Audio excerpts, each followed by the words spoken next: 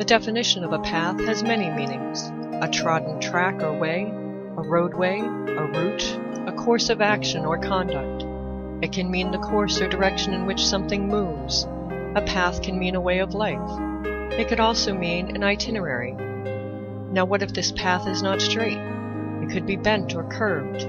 It could be raised to one side or uneven, winding, twisting, and turning. Isn't that what life is? An ever-changing path that we all follow in our own way and on our own terms?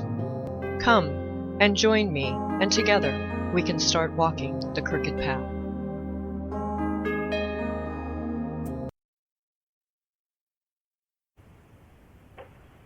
Good afternoon, everyone, and welcome to Walking the Crooked Path. I am your host, Raven Wings.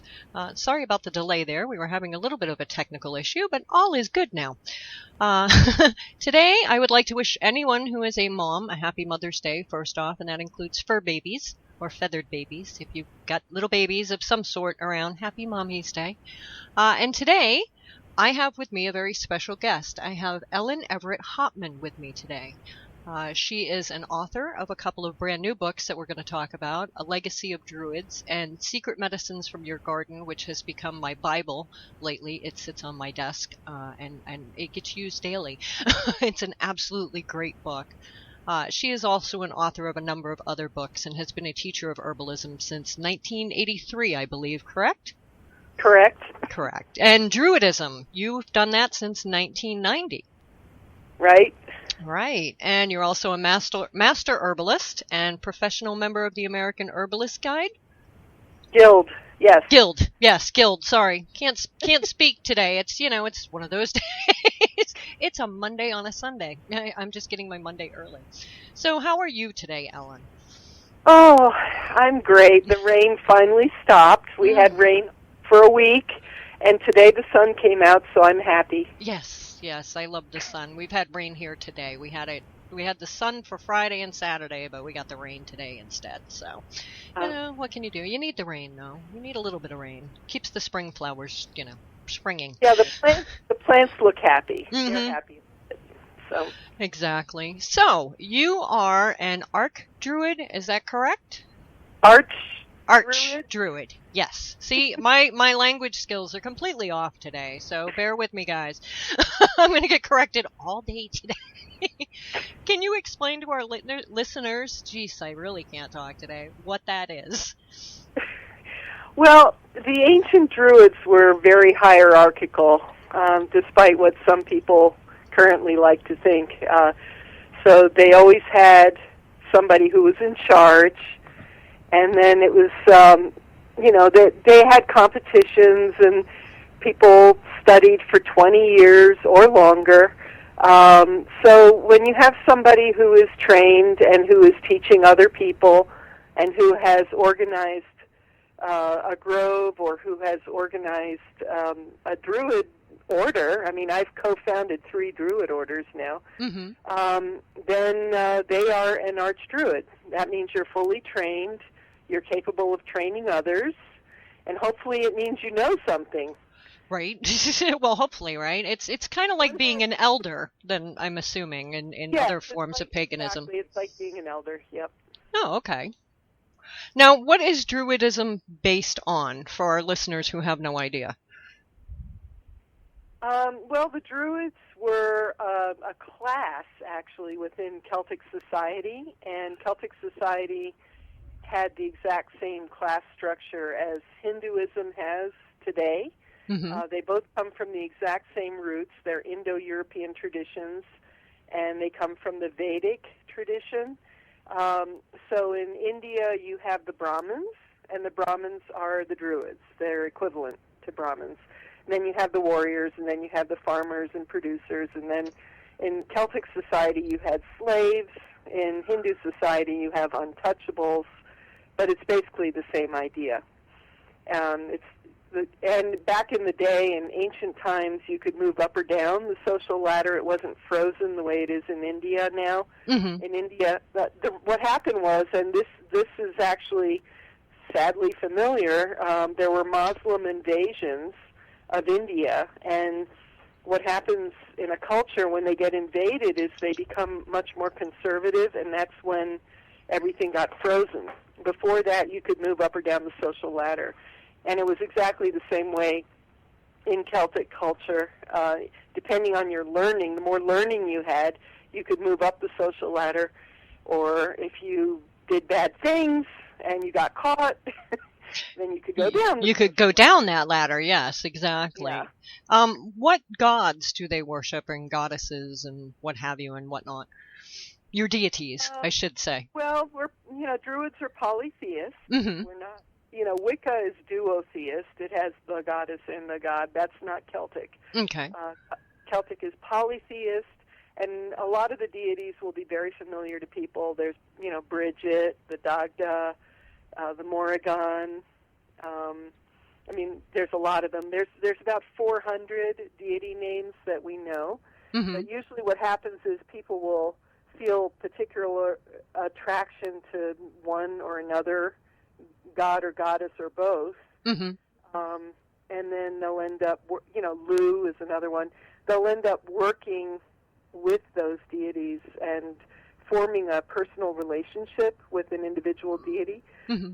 Because that's the whole idea. The idea is that you form kind of a kinship bond with a particular deity, and then, you offer them food, you offer them hospitality, you say nice things to them, what they like, and then they will work with you. Mm-hmm. They do things for you, they work with you, but you can't just, invoke some god or goddess and demand that they do something. It doesn't work like that.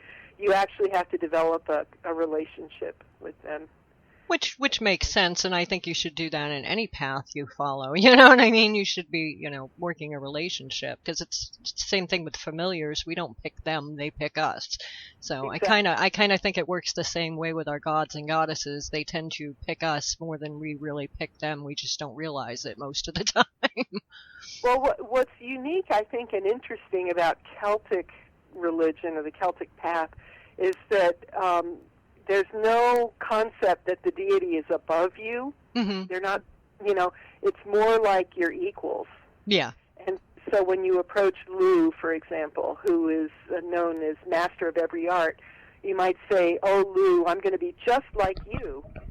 Help me to be just like you." Mm-hmm. Or Bridget, you're a great poet. Help me to be just like you, something like that. The idea is that you try to be like them. Which is a nice way to look at it too. You're not worshiping them as in, that you're putting them up on a pedestal. I've said that in my path. Well, I don't really have a path. I can say that I'm eclectic. But the deities that I work with them. I don't worship any of the gods or goddesses. I thank them for everything they do, but I kind of look at them on a level of being the same level as I am, not above me, not below me, not anything like that. So I like that. That actually sounds very familiar to what I do. Now, it's a very Celtic approach. Yeah, I think so too. Yeah. Now, you wrote A Legacy of Druids back in 1996, I believe. Well, that's started it. The book came out a month ago. Yeah. Actually, not even a month ago. Oh, wow. I think it officially came out a week ago, but I had copies a month ago. Mm-hmm. So it's a brand new book. Well, I did the interviews in 1996. I was traveling around Britain, talking to people, and I also have traveled in Scotland, Ireland, Canada. But around that time, I was already in the Henge of Keltria, which is a different group. I was already Ring of the Oak, which is kind of like a third degree, mm-hmm. You would say. I was already teaching, and I had this idea that if I'm going to be teaching Druids, I really should understand what a Druid is, Yeah. And I had all the reading and the scholarship and all that, but I wanted to see what Druids in other parts of the world were doing and thinking. Mm-hmm. And my father passed away, and I had a very small inheritance, nothing big, and I used the money in probably the craziest way possible. Instead of, buying a house or something, I used the money to travel to Europe and talk to people. Well, That's so bad, though. I mean, that's something you get to keep forever. Nothing can take that away from you. You know what I mean? True. And I had the idea that I was going to make a book back then, but then I kind of got bogged down, and I was thinking, well, who would want to read such a thing? It's very narrow. It's just Druids. Who's going to be interested? I mean, luckily I had transcribed everything. I hand typed everything from my I had everything on tape, and I transcribed it because later I put the transcription on a floppy disk. The floppy disk I can't read anymore. It became corrupted. But luckily I had the typed material, which I then had to have scanned and then try to rework it into a Word document, it took months. Oh, I can imagine. This is why we record our shows, because me trying to type all this stuff up, forget it. You guys would get a version of this show next year. But then I made sure, I was very religious about this. I made sure that everybody signed a release form, because I'm used to signing releases as an author and everything, and I've done videos, so I'm used to getting that. So luckily, everybody signed a release. But even so, when Moon Books said they were going to take the book, I tried to contact everybody. Yeah. And there were only one or two people that I couldn't find. I don't know where they went. They've disappeared. But it took months, just trying to track people down. Oh, yes. After 20 years. Yeah, because it has been quite some time, yeah. Yeah, 20 years. But you got to meet quite a few interesting people, though, like Lady Olivia Robertson. Yeah, I've been to her place twice now, to her castle in Ireland. That must be beautiful there. Yes. That's one of the places I've always wanted to go is Ireland. I just think it would be absolutely beautiful there. Beautiful country. Well, she has crossed the veil, since I spoke to her. Oh, she has? Oh, yeah. And, of course, Isaac Bonowitz, I recorded him, and he's crossed the veil. And, so there's some people in there. There's 4 people in the book that have passed on since I recorded their interviews. So it's actually historically valuable, and as time goes on, it's going to be more historically valuable, I think. Exactly, yeah, because, we're not going to be able to interview these people anymore. So, yeah, and this is definitely a book that's going to be going on my wish list, because I think it's an amazing, just how many people that you spoke with. You spoke with quite a few different people. How many people did you speak with? Do you know the total? Well, there are more people than what you see in the book, because as I contacted everybody, there were people who were, I sent everybody their interview. I said, here's your interview. This is what it looks like. I just want you to know it's coming out. Please, give me permission. I know you've already signed a release. There were some people who were horrified by what they said 20 years ago. They were embarrassed, Oh, wow. Oh, yeah, so they refused to be in it. And then there were other people who, and this is so typical and very sad, it's typical of the pagan community, unfortunately. They were on the outs. They were fighting with other people that were in the book, so they said, I don't want to be in a book with so-and-so. They refused to be in. I don't understand why they do that in our community. You know what I mean? I understand a difference of opinion, and you see it with, the elections and politically you see it. But I mean, it's sad that just because, one person doesn't like another person, it's just, I've seen it at festivals. That one's selling a candle. I can't be here because they're selling the same things I am. It's like, so? Well, it's especially sad in a book like this because the book covers just about every different kind of druid that you can imagine. Yeah, because there's more than just one kind of druid, correct? Right, exactly. Just, I mean, every druid group has their own take on things, So, it's kind of sad. So Philip Cargom wrote the foreword, and in the foreword he did a really nice job of talking about unity and how, yes, we have many different paths and flavors, but we're all druids, and can't we all just get along, basically. But there's some people who just aren't there yet. They just can't they can't get it together. They can't get past that whole, "Oh, well, I don't like this one" thing, Yeah, I don't which like is sad. so I don't want to be in a book with them. And we have a lot of stuff like that though in the pagan community too. You could be practicing the same form, but if you're not doing it the exact same way, then you're not doing it right. And that was one of the main reasons I got into paganism, because I grew up Roman Catholic. And that's a very strict, form of religion. And the reason I got into paganism was it was so open to where, you would be able to build your own craft for the most part of your own path. And there are just some people that you're not on the same path as them. Forget it. You're not doing it right. And it's sad, and I love hearing about other paths. I love it because one way, shape, or form, they all cross each other. There's always going to be something that one path does that another path does. It may not be in the exact same way, but it all crosses. So, and I think it's amazing to learn about other paths. I like learning about them all. Well, in this book, A Legacy of Druids, we're all Druids. Everybody that I talk to is a Druid, So they're all Druids. Anybody who says, I'm a Druid, that makes them a Druid. Right.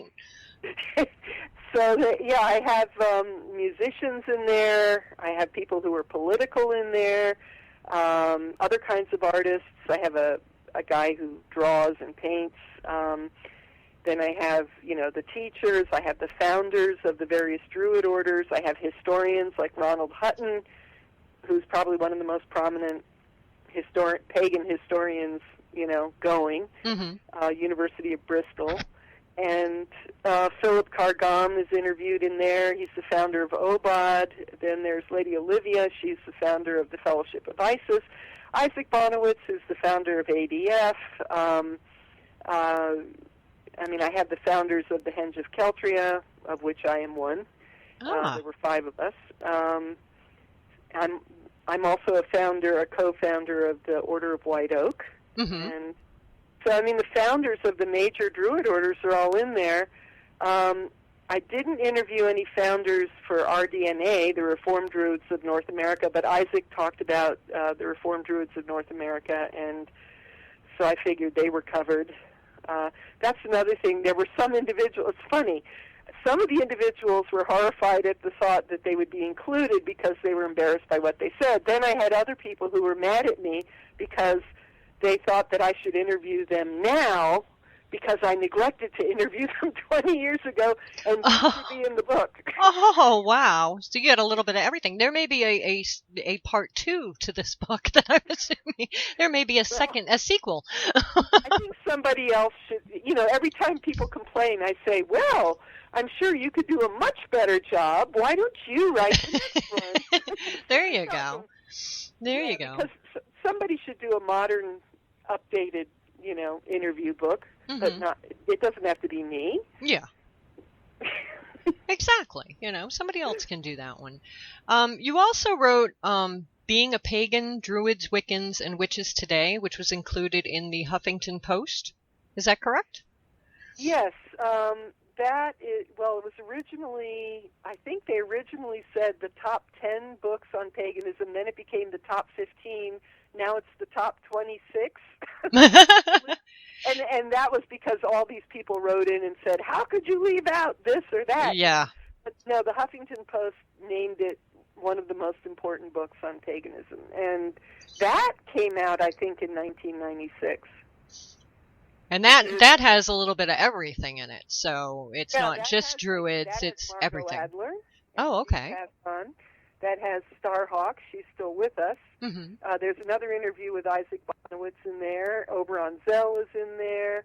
And then a lot of people that nobody's heard of. I tried to cover, again, all the traditions. I have Svega, Norse paganism, Jane Sibley. I don't know if anybody knows her. I tried to cover everything. Druids. Alexei Kondratiev is in there. And then originally I had the fairy tradition, but they took it out, the Anderson fairy tradition. Why'd they take that out? See, now I love fairy tradition. I think, that's a big part of Celtic. So, yeah. When it was originally called People of the Earth, there were some interviews in there that they took out, and then they added websites, new material. They wanted it to be the exact same number of pages. Oh, okay. But anyway.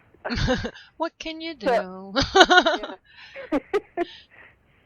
Now, you've presented on Druidism, herbal lore, tree lore, paganism, and magic at conferences, festivals, events in Northern Ireland, Ireland, Scotland, Canada, and even in the United States, too, correct? Yeah, all across the U.S., pretty much. Canada, California, the Midwest. Yeah, everywhere. And you're also a homeopath who holds an MED in mental health counseling as well, correct? Right. Which probably does help with having to deal with a lot of people. You need that mental health counseling. Yes, it does. Because, a lot of those pagans, you definitely need to have some kind of background in mental health, to deal with some of them. Gotta love them all, With the secret medicines from your garden, what made you write this book? Well, basically what happened was I was in California teaching, and I was at the Philo School of Herbal Energetics, which is near Mendocino, and I was staying there, and Matthew Wood, who's a pretty well-known herbalist, called, and I spoke with him on the phone, and he said, "Hey, Ellen, what are you doing?" And I said, "Well, I'm teaching." And he said, "What are you teaching?" And I said, "I'm teaching the triangle system from William Lasassier, which is a formula-making system that I learned back in the early 80s, from my teacher." And Matthew said, "You're kidding." And I said, "No, why?" And he said, "There's only 2 or 3 people in the entire country that know how to do that." And I said, "You got to be kidding me," because I've been teaching it for 30 years, so I just assumed more people knew. Yeah, well, I've been teaching my students, and I just assumed that my students were teaching others. But no, apparently there's me, there's one person on the Cape, and there's one person in the Midwest, and that's it. And there's nobody. Wow. So he said, "Ellen, you've got to write a book before it's too late." And I said, "Oh, my God." So then I thought, well, goodness, I've been teaching this stuff for 30 years. Maybe I better write down what I've been teaching, because apparently nobody's carrying it on, So a lot of what's in the book is what I give my students. I teach a 6-month intensive on herbal healing in Western Mass every year, October to April. And my students get everything that I was given by my teacher, William Lasassier, and then, of course, there's a lot more because I've been at this for 30 years now, and they get 500 pages of handouts. It's like a college course, basically. They write papers. They learn different methods of formula making, different methods of case taking. We study a little bit of Chinese 5-element theory, doctrine of signatures, flower essence counseling, ethnobotany. I try to cover a little bit of everything, and then we do the usual hands-on, how to make a tincture, how to make a poultice. We make fire cider, Ooh, that sounds yummy. Yeah, it's pretty comprehensive.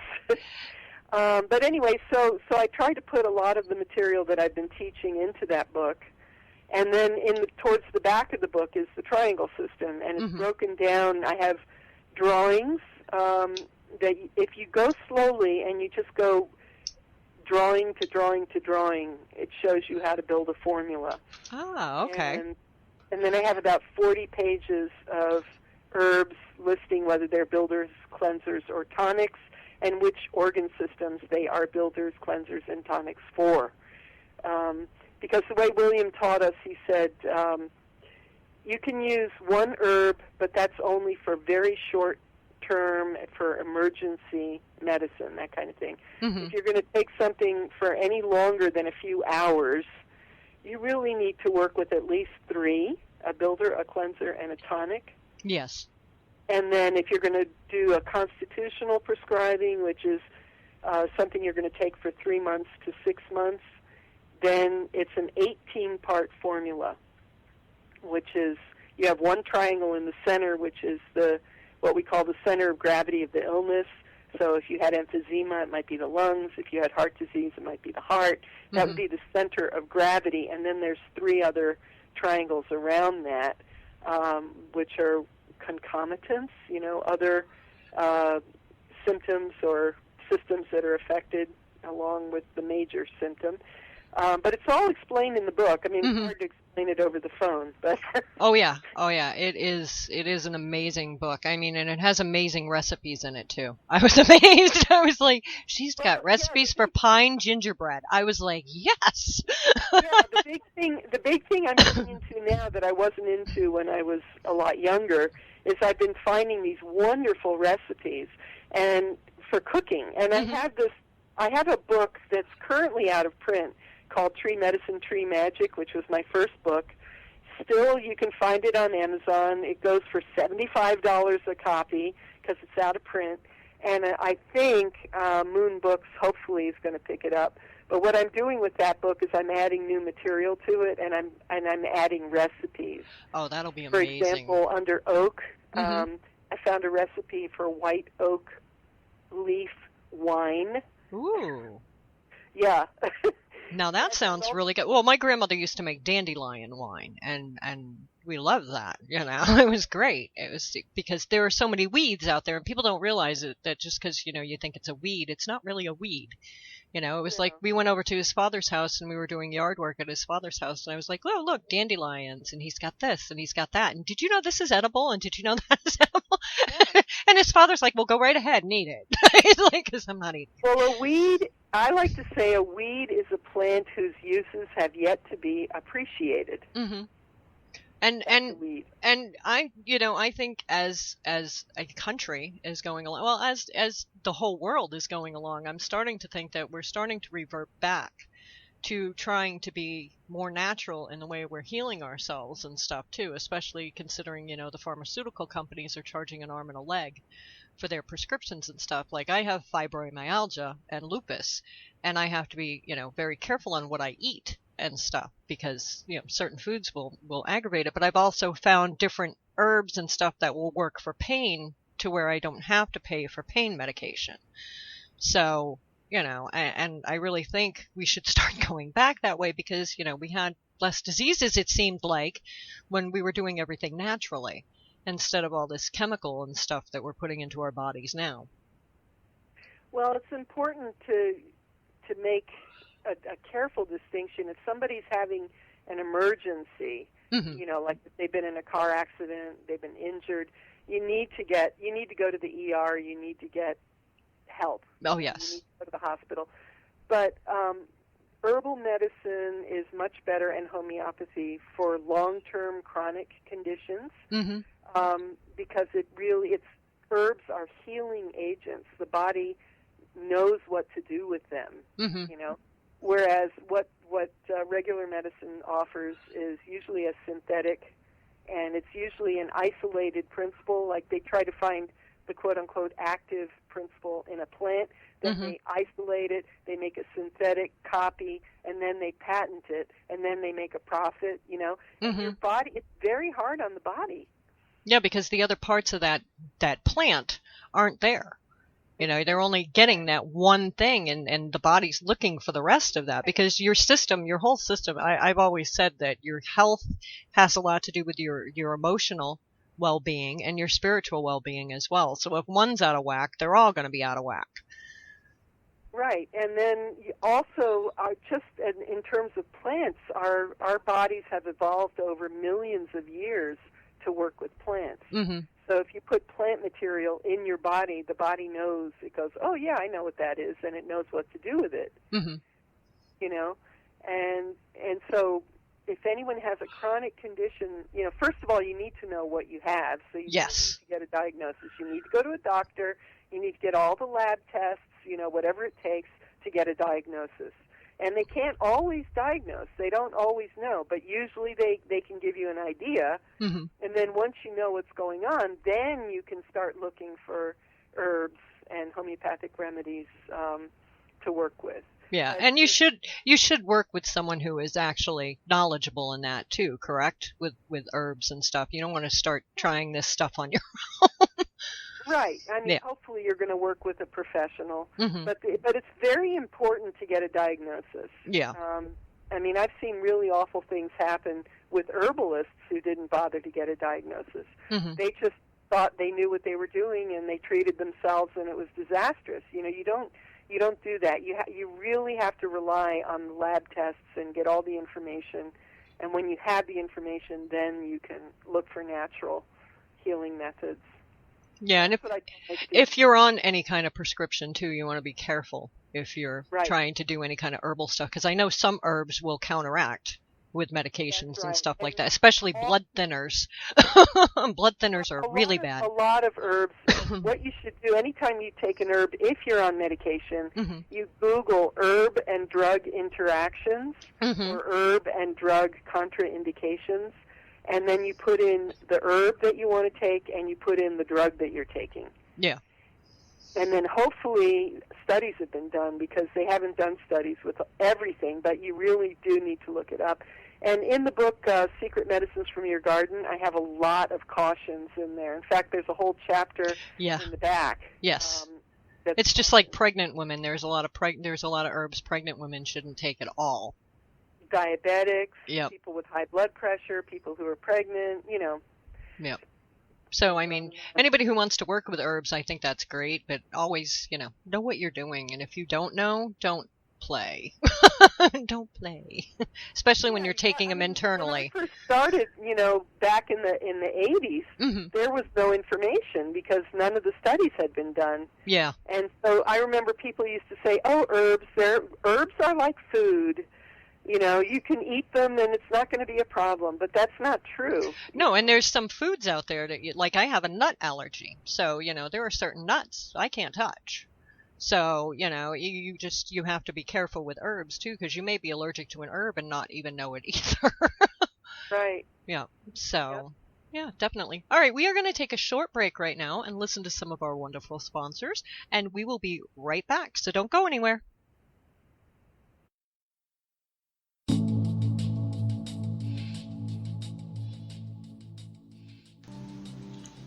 Are you looking for something special? For something more than mass-produced and ineffective magical wares? Then let me tell you about Beau Magique, with their wonderfully unique magical wares carefully handcrafted in small batches. From her charged waters using artisan well water gathered under the full moon, to their authentically crafted conjuring anointing oils, powders, and more, all handcrafted by Reverend Terry Brookins, using old and new recipes and super secret sources to be able to share her own brand of magic with everyone. Visit beaumagique.com. That's BEAUXMAGIQUE.com. Visit today. This is what you've been looking for.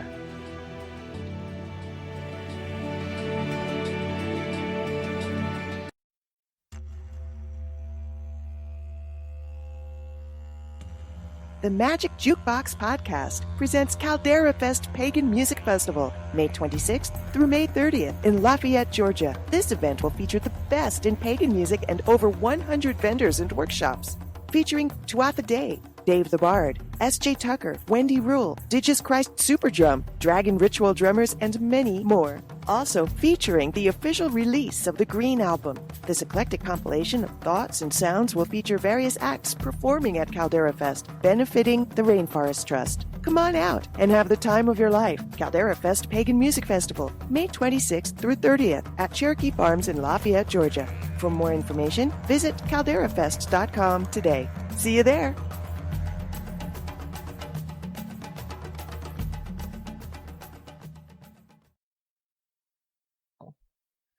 Welcome back, everyone, to Walking the Crooked Path. I am your host, Raven Wings, and today my special guest is Ellen Evert Hopman.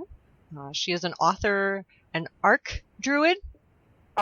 Arch druid. I don't know why I keep wanting to call it an arc, but yes, arch druid, and so much more, teacher and everything. And we were talking about a couple of her books, and the one we were talking about when we left was the Secret Medicines from Your Garden. Which has become my Bible. It really has. You also explore the shamanic, let's see if I can pronounce that right, plant spirits and animal spirit medicine as well as herbal astrology. Can you tell the listeners a little bit about that? Yeah, I have a chapter in the book on animal spirit medicine, which is based on an Ojibwe system. Basically, it's a way of classifying herbs, and I mean, it has a mystical component. It involves the spirit of an animal, but for example, snake medicine, right? What is snake medicine? Snake obviously are very poisonous. Snake medicines are plants that will clear poisons out of your system. So they're called snake medicines. For example, echinacea would be a snake medicine, you know. And then there are bear medicines. Why is it a bear medicine? Because it's the kind of medicines that bears like. Osha, for example, is an herb that bears will eat before they go into hibernation and when they come out of hibernation, because it helps their digestive system. And I did a 4-day no food, no water fast with some Ojibwe elders. Actually, they were Ojibwe Cree elders. But they gave us Osha tea before we went into the fast, and they gave us Osha tea when we came out of the fast, because that's what bears, you know. And bears have to do with, you know, going within, and bears, you know, they go into the dark and they know how to hibernate, they know how to dream, you know. So if you're doing a fast and you're going within, you do bear medicine, you know. So it's like that. And as far as herbal astrology, again, in the book I have a big chapter on that, but when you're putting together a formula, obviously you're going to be picking herbs that go with a particular organ, you know, lung herbs for lung conditions and so on.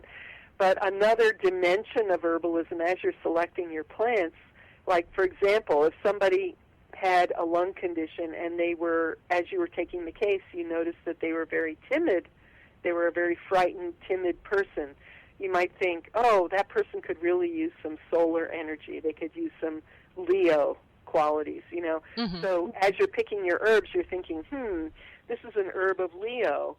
You know, it's good for the lungs, but it's also a herb of sun, you know, so I'm going to put that in the formula. You know, or maybe somebody is too out there, you know, they're too active and frenetic, and they're constantly out in the world doing things. You think, this person could use a little more self-reflection. Maybe I'm going to put some Libra or some moon energy in there, you know, so you pick plants that are under Libra or plants that are under the moon. It's just another dimension of working with people, you know. That's awesome. And, yeah, so that's in there. You also include an in-depth section, gosh, I can't speak today, on honey and bee medicine. And you talk about the bees and pollination, and honey's an amazing healer all by itself. Everybody needs to learn where their local apiary is, because what you need is raw, local honey from your immediate area. And I mean like within a 5-mile radius of where you live. Or even New York City, they have beekeepers now in New York City on top of skyscrapers, you know, so you can get raw local honey from anywhere. But the reason you want the raw local honey is because it has the pollens in it from your area. And by eating that honey, I'll give you an example. I moved to western Massachusetts, and I live in a river valley. I mean, I'm 1,000 feet up, but it's the Connecticut River Valley. And it's a very heavily forested area, so there's a lot of tree pollen here. There's also a lot of mold because of all the leaf cover, you know. So when I first moved here, for the first time in my life, I had allergies. Never had allergies before until I moved here. And this is a place where in certain times a year, you park your car and the car is covered with pollen. Oh, yes. Yep, yeah. I remember those. I had never seen anything like that, you know. So I thought, my goodness, I have allergies. What do I do? So for 2 years, it took 2 years, I ate raw local honey. That was my sweetener. And I also worked with herbs. There's a Dr. Christopher formula called Eyebright that I used. I used that off and on for about 2 years. And when when I noticed that things were getting bad, I would stop all dairy. I would stop eating dairy for a couple of weeks. Mm-hmm. And it took 2 years, and I haven't had any allergies since. But when you eat that raw local honey, what you're doing is you're giving yourself almost a homeopathic dose, just a tiny little dose of the pollen that is from your area. And then your body very gradually builds up a tolerance. So, and then again, if somebody has a cough, a cold, you can take just honey and water, or just plain honey, Mm-hmm. or honey with garlic, or honey with lemon. I mean, I list all these things. Mm-hmm. And if you have a wound, you can put honey on a wound. Oh, see, I didn't know that one. That one I did not know. Well, it creates an anaerobic barrier so that bacteria can't grow. Ah, yeah, because I know honey will last years and years and years and years Yeah, and years and and years. it has propolis, which is very healing for burns, and I even have a thing on Egyptian medicine in the book, because in ancient Egypt the two basic medicines were honey and wine, Mm-hmm. and then all the formulas that they created would use honey and wine, or honey or wine, as the basis, and then you would add the herbs to the honey and the wine. And I have an actual formula in there that you can make, and you can use it. You can make it as incense, or you can make it as a tea. It's called kifi. Mm-hmm. It was made in the temples. It's an ancient Egyptian temple healing medicine and incense. So you can eat it, and you can make an incense out of it. But that's in the book also. Yeah, and that's used to purify the body, banish insomnia, and promote vivid dreaming as well, correct? Mm-hmm. Yeah. See, I love this book. I absolutely love this book. I think this book is absolutely amazing. But I'm an herb nut, so yeah, I have so many herbs. You have no idea. And I love to cook too, and I always use, herbs in cooking. And I live in an apartment, so needless to say, my basil and stuff like that are grown in little pots in the windowsill if I can keep the cat out of them long enough. So yeah, I think it's amazing. And it's amazing when you start to read and you start to learn about herbs when you're out walking or doing yard work or whatever. You'll see these herbs that you never even knew existed in your own yard. It's like, wow, so fiddleheading is coming up soon too in our area. So, but I want you to be able to have a chance to let everybody know how to get a hold of you, your website, your books, and all that. So I'm going to give you a couple of minutes here to go ahead and tell everybody how to get a hold of your books and stuff, especially this one. Well, my website is just my name, Ellen, Ellen, Evert, V as in Victor, ERT, Hopman, HOP as in Paul, MAN, EllenEvertHopman.com, and you put that in, and it should come right up. And I have all my books listed there, and I have a monthly blog, which you can subscribe to, and in that blog I list the events that I have coming up. I have a plant talk coming up next weekend in Western Mass. I have a weekend workshop coming up in New Hampshire, and I know you're going to ask me where. Don't ask me where. I don't know where it is. There's a lot of places in New Hampshire, so I was born there, so I can relate. Yeah, Well, there's a lot of It's an hour places. and a half from here. So it's up there. It's up there, yeah. But it's on the website. If you look at my blog, I list every month. I list what's coming up, and then I have my 6-month intensive in Western Mass, and then all the books are listed there, and also my Druid order, which right now I'm Archdruid of Tribe of the Oak, which is a teaching grove.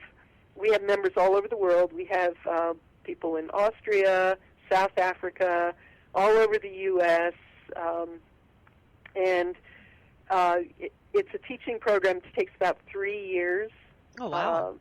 Well, yeah, it's for people that are very serious who want to work towards initiation. It's it's not a general pagan. Now, do you do this through email or? It's done online. We have a secret Facebook group where we talk, and then there's quite a lot of reading at first, and then once you're done with the reading, then you have one-on-one. We call it fostering or fostership. You work one-on-one with a teacher once you're finished with the reading. Oh, okay. That sounds interesting. Now, the workshop that you do for a weekend, what is that? Because I know the 6-month is pretty intensive, but what would be a weekend workshop for you? Well, the one coming up in New Hampshire is going to be about trees, and I'm teaching Celtic stories, spiritual aspects, poetry, and medicine of the trees of the Ogham alphabet. The Ogham alphabet is the old pre-Roman, pre-Christian alphabet of Ireland. The letters of the alphabet were tree names. So, Rowan, ash, oak, willow. Those are the names of the letters. It didn't go A, B, C, D, E, F, G. Mm-hmm. So I'm going to be going through one tree at a time, talking about the spiritual aspects, how to use it medicinally. We're going to go out in the woods. We're going to do Druid tree meditation. We're going to be making a salve using tree parts, walnuts, chestnuts, oak, things like that, and make a healing salve. So it's a very druidic weekend. It sounds like it would be a lot of fun. It would be a great weekend to check out. And if someone was interested in Druidism and as well as, plants and herbs. Yeah, exactly. It would be one way to check out just about everything all at once. It sounds like it would be a great time. I live too far away. Well, if you look at my blog, it's in the May blog, it's in the April blog, I'm sure it's in the March blog. I only do one blog a month, but I list all the workshops coming up and herb news and archaeology. Excuse me, I had to sneeze. Oh, no problem. See, we start talking about allergies and see what happens. Yeah. So, well, that's great. You can subscribe to my blog also. If you find it interesting, you can subscribe. It definitely does sound interesting. But yeah, I will put up all these links as well on the Facebook page on Walking the Crooked Path when I post up the link for this show today, so that everybody can grab the information at the same time too. And I want to thank you so much for taking time out of your Sunday to be here with us and give us a little bit of an explanation on what Druidism is, and to be able to correct my poor pronunciation today and to talk about your two great books. Thank you so much for being on, Ellen. Well, thank you very much for having me, and post-Beltane blessings to everybody who's listening. Yes, thank you so much. All right, everybody. I hope you have a great Sunday, Mother's Day, whether it's, your fur babies or your children or whatever the case may be. I hope you all have a great day, and I will see you all on Thursday. Bye-bye.